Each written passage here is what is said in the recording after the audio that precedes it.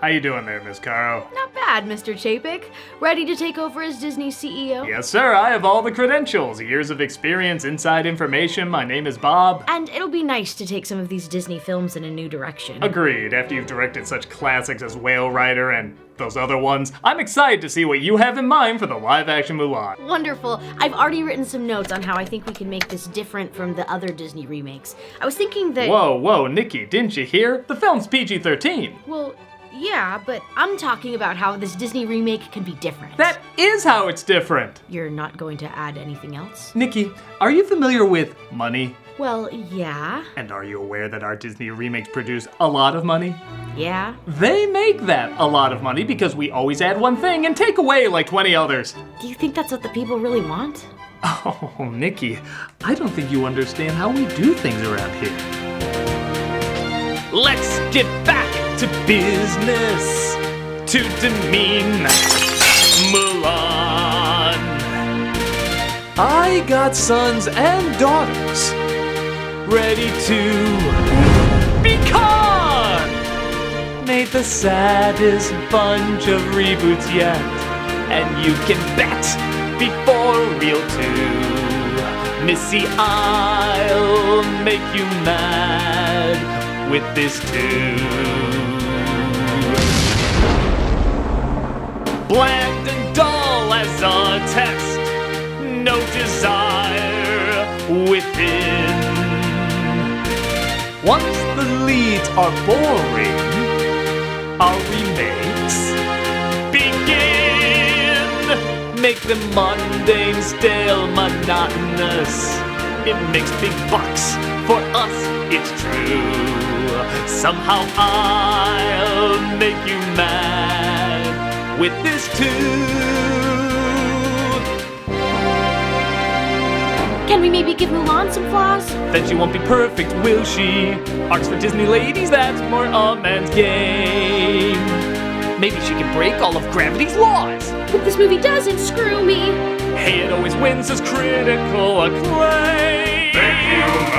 We must cut out all the songs and humor with all the charm of a dead raccoon, with no risk to offend our consumers, as serious as a popped Mushu balloon. Time is not a factor at a half hour. We got pointless add-ons meant to empower. You're not ready for this raging bore. It's a chore, but you'll watch through. How can I make you mad with this too? We must add characters that do nothing with all the checklists these remakes do. With all the strength of an aging franchise, and misery that's on par with Mulán 2.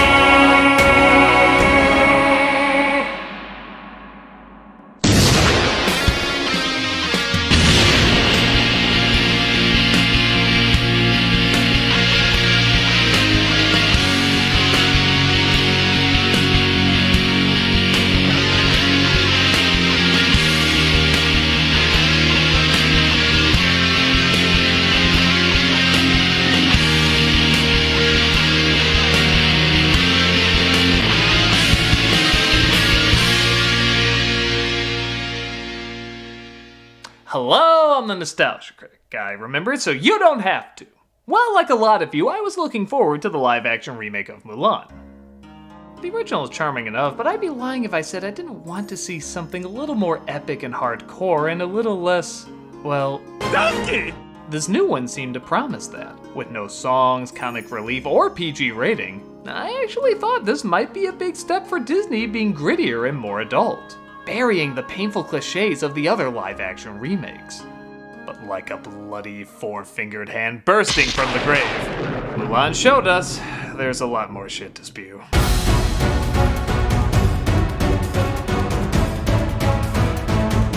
Originally meant for the big screen but pushed to Disney Plus because of COVID, people were glad to watch anything streaming while being quarantined. Anything except the remake of Mulán.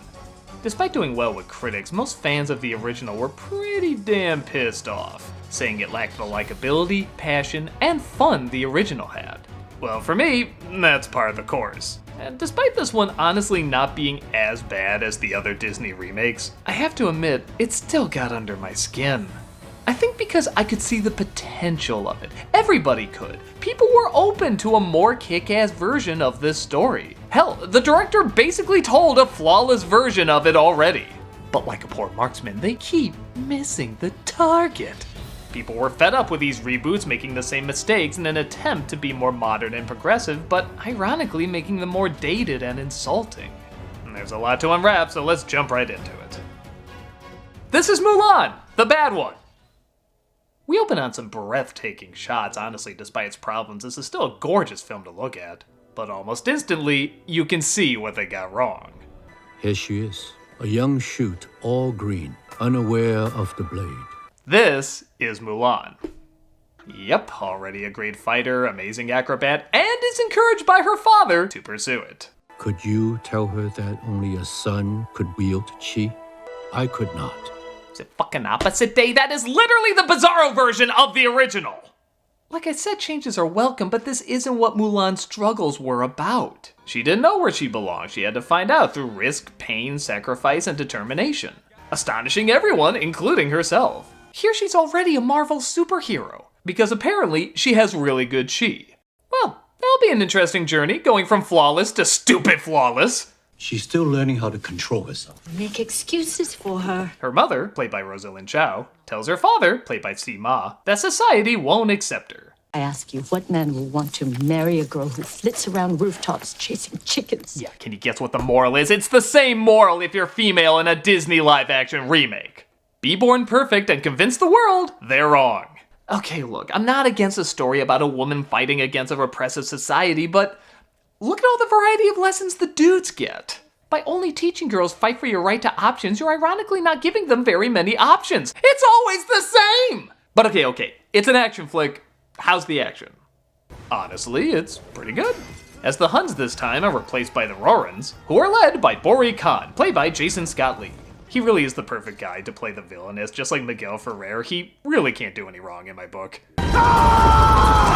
He's helped by a woman named Xian Lang, played by Gong Li, who apparently has so much chi it gives her magic powers to help him and his men conquer kingdoms. So I'm not exactly a chi expert, but if I'm right, I think this is kind of like saying if you're a very focused, energized athlete, you might obtain the powers of Beast Boy. I could be wrong, but I'm pretty sure that's not how chi works. She also slips into men's bodies to get by undetected, and I'm not gonna lie, they really could have done more commentary with that. The allegories kinda write themselves, but I guess they're not diving into that. Speaking of being other people, hi Jet Li's clearly dubbed voice. Every family will supply one man and crush these murderers. I guess they really did want this to be a martial arts movie, right down to the lips, not matching what the martial artists are saying. Who is responsible? We'll destroy this roaring army and the witch. Now, like this. If you're wondering, by the way, why Xian Lang didn't just kill the Emperor in disguise there, or why she doesn't kill Khan and lead this army herself. No girls allowed. Remember what you want. A place where you are accepted for who you are. You won't get what you want without me. Yeah, she wants change to happen naturally, so she will not take the throne by force. So she'll help someone else take the throne by force? Okay, I'm pretty sure not everyone's gonna be okay being conquered by him either, so why not just cut out the middleman? Who cares if people are sexist? You can do motherfucking magic! We'd rather die than be led by a woman. That's why we are happy to join you and would love to ask if you need your feet rubbed. Okay, so I was pretty tough on Mulán, now played by Yifei Liu, being Supergirl earlier. But honestly, I've seen practically invincible characters still have a lot of charm. So what's this Mulán's character like? Black Queen and I rode alongside, two rabbits running side by side. I think one was a male, one was a female. Wow, you're boring. This Mulán's a free spirit, seen that She doesn't like to conform, seen that, and she tells maybe 2 jokes to convince you she isn't a robot. She's the exact same as all these other women. Which is not what the original was. The original was clumsy, but always tried. A tomboy, but attempted to follow social norms. Awkward, but pushed herself to find a compromise between her way and society's ways, so everyone learned something. There is no line that Remake Mulán says that couldn't be given to Remake Belle, Remake Nala, Remake Jasmine, remake any of them! There is no courage without fear. My ideal woman is courageous. You told me my journey was impossible. Yet here I stand. It's always the same. Repression sucks, so I better be wooden and boring to prove I'm not wooden and boring. We will live. I guarantee it. It is my duty to fight for the kingdom. Okay, look, I can see the outdated problems with some of these women, but I can tell them apart. I see why people find them charming so many years later. This girl says charming is homework. Hell, even she mocks how boring she is. This is my sad face. This is my curious face. And now I'm confused. She's like all the worst of the prequel's acting in one human being. Composed, graceful, elegant. When she's taken to the matchmaker, she actually does a good job because, again, flaws are for dudes. And it's actually her sister who messes everything up when she gets scared by a spider. And if you're wondering what the point of adding a sister to the story is, you just saw it. That's it. She literally adds nothing else in the film. You forget she even has a sister.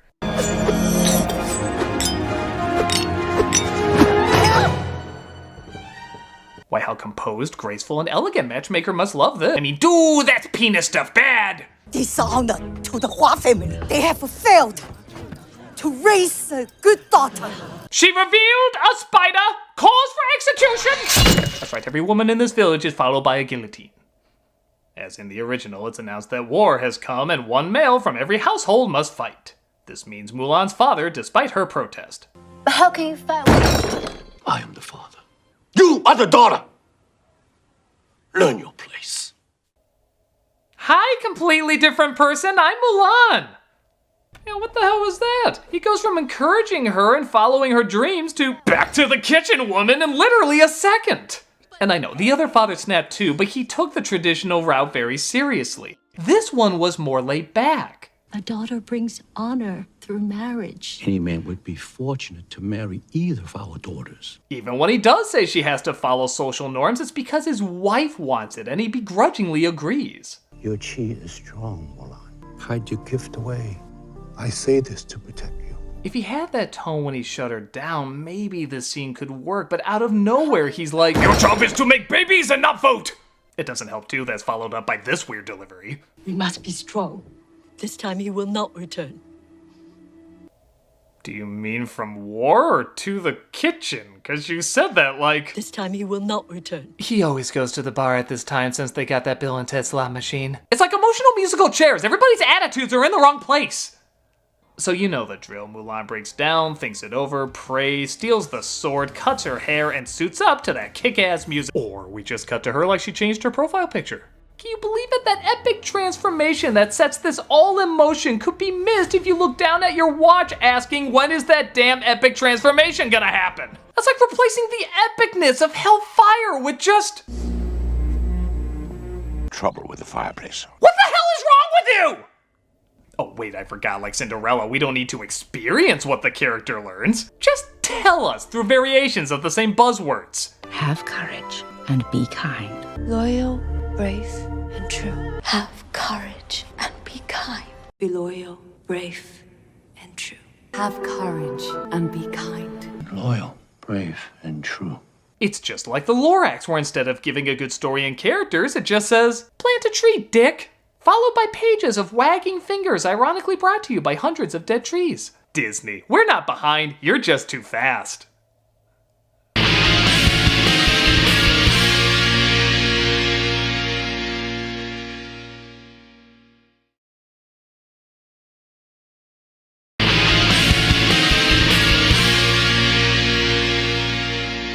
Mulan's ancestors send a phoenix to look after her, which looks pretty but does... shit. In fact, I think they had to expand its role in scenes like this where it helps her find her way out of the mountains. But I don't think that's how it was shot. This is the only reference to her being lost, and you never see her mouth actually say it. It's just voiceover. Our last apple. You need it more than I do.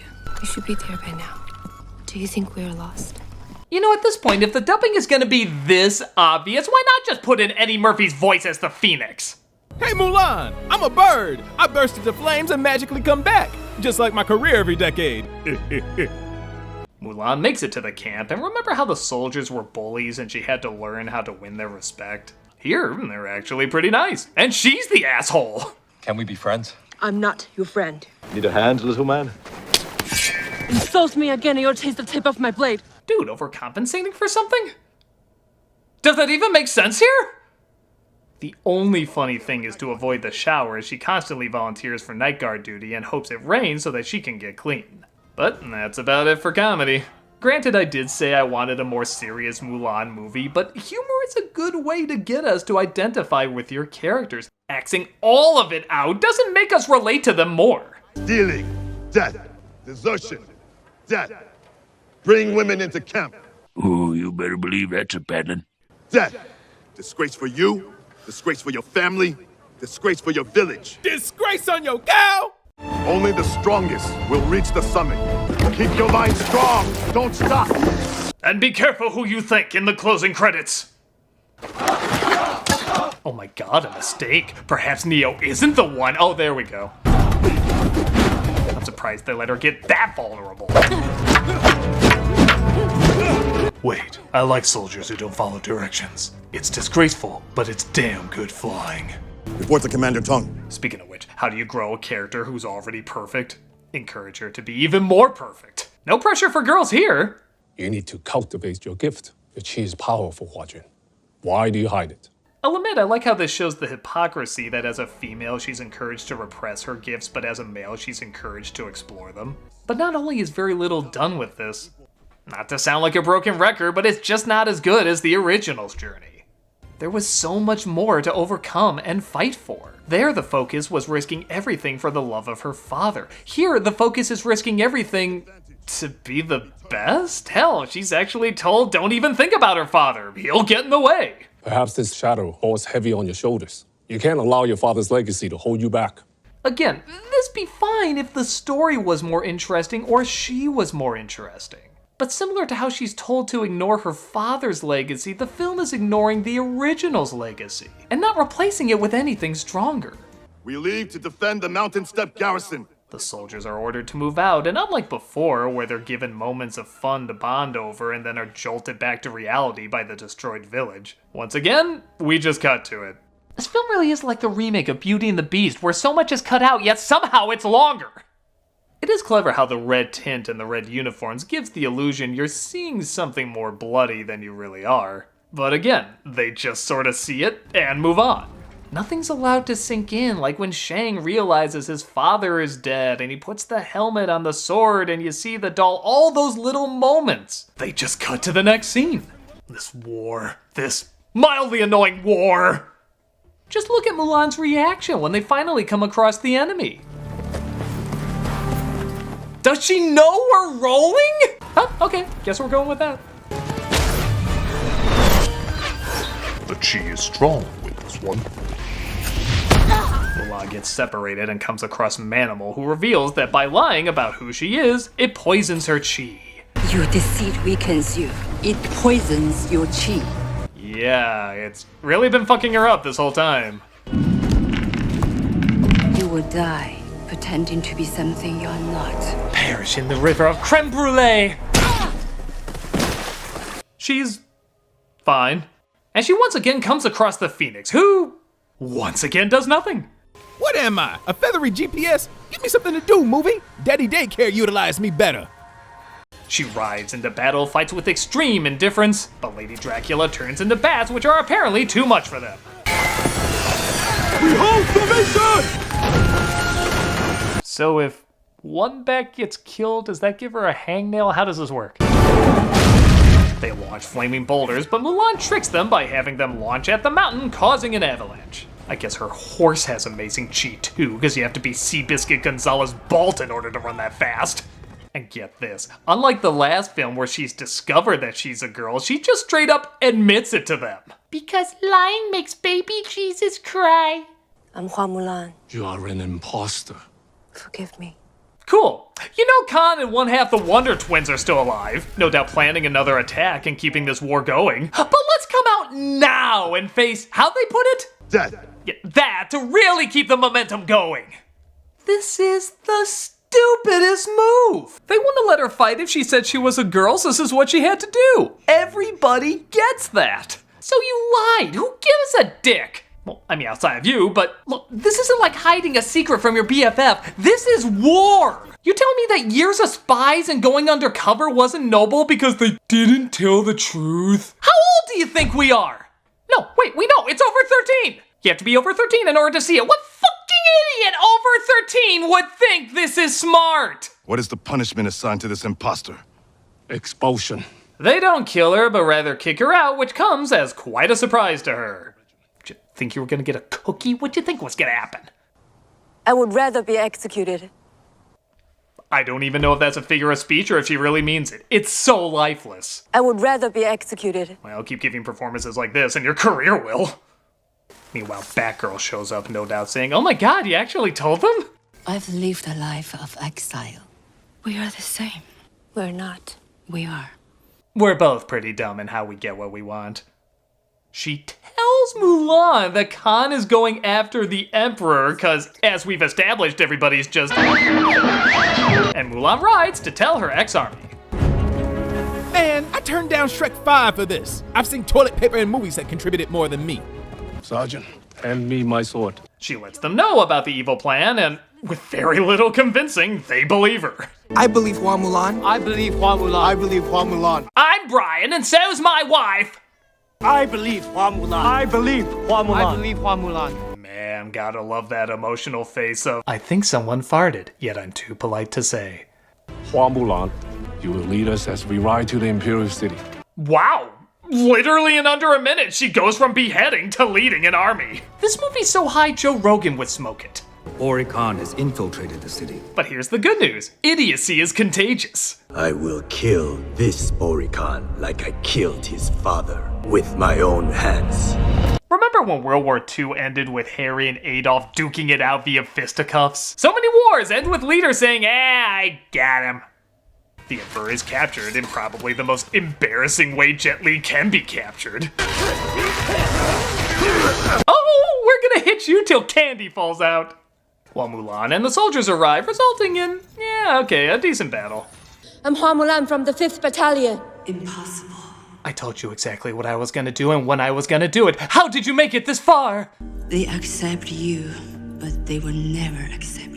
Impressed by their acceptance of Mulán, Five Below Kyoshi sacrifices herself to save her from Khan's wrath. Take your place, Mulán. I will internally think what it's like to have an emotion right now. She fights Khan in, again, a pretty cool battle, but she loses her weapon in the process. My father's sword! Or a paperclip. This reaction would work for either. Eat my symbolism, bitches! Yeah, I was entirely wasted in this movie, in more ways than one.